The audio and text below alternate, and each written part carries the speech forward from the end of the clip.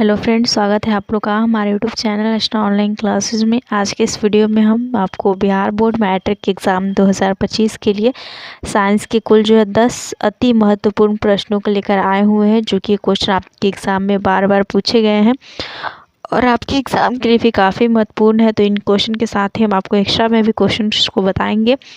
तो चलिए शुरू करते हैं आज के इस वीडियो को। और आप सारे क्वेश्चन ज़रूर जो याद कर लीजिएगा अगर आपको नहीं याद होंगे तो देखिए यहाँ पर हमारा जो है मतलब पिछले क्वेश्चन जितने हमने कराया था उसके बाद का पहला प्रश्न यहाँ पर कि निम्न में कौन जो है गंगा प्रदूषण के लिए उत्तरदायी नहीं है। यानी कि जो गंगा नदी अभी प्रदूषित है तो इसके लिए क्या जो है उत्तरदायी नहीं है, यानी कि कारण उसका एक नहीं है। तो देखिए यहाँ पर दिया हुआ है गंगा में मछली पालना। तो मछली पालने से तो गंगा नदी पर जो है मतलब कि प्रदूषित नहीं हो रही है, तो ये तो सही हो गया।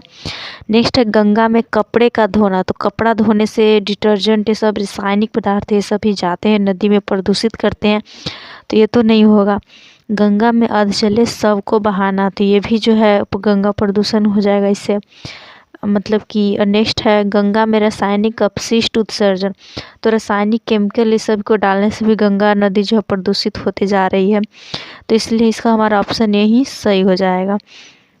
अब नेक्स्ट है पुष्प का नर जननांग क्या कहलाता है। तो फ्लावर जो होता है ना, इसमें आपका जो एक मेल मतलब पार्ट्स होते हैं जो कि रिप्रोडक्टिव ऑर्गन हम बात करें, और एक जो है यहाँ पर जो है जो दिया हुआ नर जननांग है वो होता है। तो वो हो जाता है हमारा एंथर होता है जिसे कि हम लोग हिंदी में पुंकेसर कहते हैं। एंथर होता है और फिलामेंट होता है, जो ये वाला भाग होता है आपने देखा होगा ऐसे, जो है उड़हुल के फूल में देखा होगा आपने, ये वाला ऐसे जो है भाग रहता है। तो इसी में जो आपका ये होता है एंथर इसको कहते हैं, इसको फिलामेंट कहते हैं। इसी के अंदर पॉलन ग्रेन होता है और ये पुष्प का नर जननांग कहलाता है, तो इसका ऑप्शन सही हो जाएगा। नेक्स्ट है किस लेंस का उपयोग कर दीर्घ दृष्टि दोष को संशोधित किया जा सकता है। तो दीर्घ दृष्टि दोष यानी कि दूर दृष्टि दोष को संशोधित करने के लिए, ठीक करने के लिए हम यूज करते हैं उत्तल लेंस का, तो इसका ऑप्शन बी सही हो जाएगा। और अगर आपको यहाँ पर दे दिया जाए कि निकट दृष्टि दोष को हम दूर करने के लिए कौन से लेंस का यूज करते हैं, तो याद रखिएगा निकट दृष्टि दोष को दूर करने के लिए हम अवतल लेंस का यूज करते हैं। ओके। और बेलनाकार लेंस की अगर हम बात की जाए तो बेलनाकार लेंस का जो है और एक होता है कभी उत्तल लेंस कभी अवतल लेंस, तो इसके जगह पे आपको दे सकता है द्विफॉक्सी लेंस। तो द्विफॉक्सी लेंस होता है आपका जरा दृष्टि दोष में, जिसके इसे बाइफोकल लेंस भी कहा जाता है।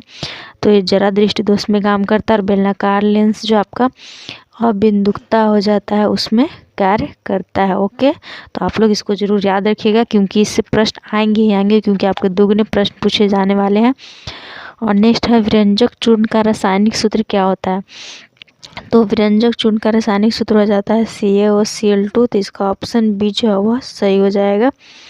और नेक्स्ट है कौन सा पदार्थ जो है लाल लिटमस को नीला कर देता है।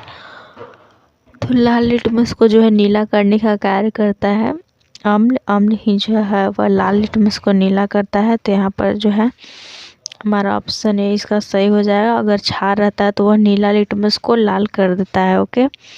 नेक्स्ट है कौन सा अभिलक्षण जो है वंशागत नहीं है, यानी कि कौन सा इसमें से जो लक्षण दिया हुआ है ये जो वंशागत नहीं, यानी कि वंश बाय वंश जो है नहीं चलता है, तो इसका सही आंसर हो जाएगा चमड़ी का रंग। तो इसका ऑप्शन बी जो है वह सही हो जाएगा। नेक्स्ट है कि शुद्ध जल का pH मान क्या होता है। तो शुद्ध जल के अगर हम pH मान की बात करें तो शुद्ध जल का pH मान होता है 7, तो इसका ऑप्शन बी सही हो जाएगा।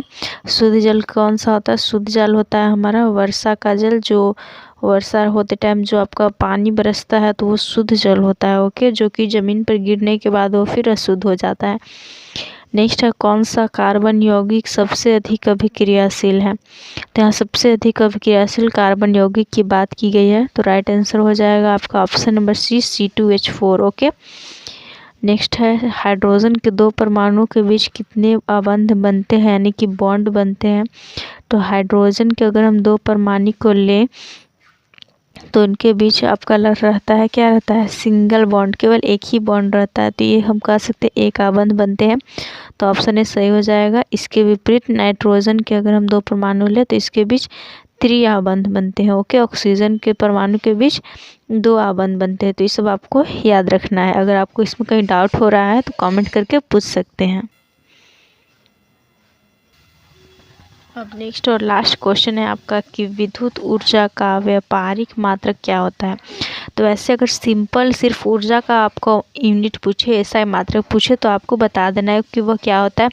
वो आपका जो है जूल हो जाता है। ओके, लेकिन अगर व्यापारिक मात्रक की पूछे तो व्यापारिक मात्रक इसका हो जाता है यूनिट। और यूनिट यानी अगर आपको समझ नहीं आ रहा है तो हम बता दें कि यूनिट मीन्स आपका क्या होता है। यूनिट यानी होता है 1 किलोवाट घंटा। Okay, 1 unit is equal to हो जाता है आपका 1 किलोवाट हावर, 1 किलोवाट घंटा। तो यही होता है आपका विद्युत ऊर्जा का व्यापारिक मात्रक। तो इसका ऑप्शन सी जो है वह सही हो जाएगा। तो यहाँ पर हमने जो है आपके कुल कर लिए हैं 20 क्वेश्चन, सॉरी यहाँ पर 10 क्वेश्चन को हमने कर लिया है आपके, जो कि काफ़ी महत्वपूर्ण जो है प्रश्न रहे। अगर आपको सारे याद है तो बहुत अच्छी बात है, अगर नहीं याद है तो जरूर सबको याद कर लीजिएगा। वीडियो को यहीं पर एंड करते हैं। Thanks for watching video.